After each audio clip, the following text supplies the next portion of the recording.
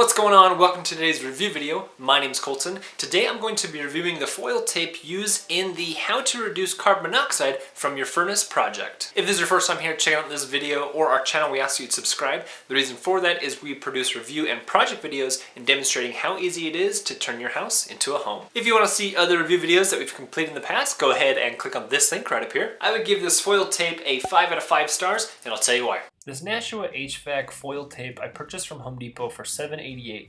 Now this isn't a special heavy duty foil tape, but it's made for general fixes such as taping heating, ventilation, air conditioning, and any other type of joints that could handle just your average temperatures for ductwork. As you can see here, I crunched this tape and you can see that it doesn't exactly go back to the way it originally was. You can easily tear this tape like you would duct tape, but I'd also keep in mind that this tape has the foil tape, which is very, very sticky, and because it's so sticky, there is a paper backing that adheres to. So once you peel that away, you have kind of a waxy paper that then exposes the adhesive that you can put on your duct or any ventilation that you want to repair or patch. Now this tape is a very quick adhesive, so right when you slap it on something or it brushes against something, it's going to adhere to that. It's kind of difficult to take off without ripping it. I felt like this tape would be able to handle the furnace temperature because it does have a range of performing in all weather, such as 40 degrees Fahrenheit all the way up to 200 degrees Fahrenheit. And this thing's going to mold to almost anything. So anything you put that to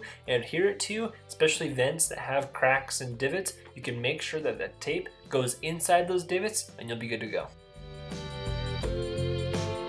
Thank you so much for watching today's review video. If you want to see other review videos just like this one that we've completed in the past, go ahead and click on this link right here. And don't forget to click on this icon to subscribe so you don't miss out on future review or project videos that we have in the pipeline. Also be sure to check out our Facebook and Instagram pages that you can find right here. If you have any concerns about your furnace, please comment down below. I'll get back to them and we'll see you next time.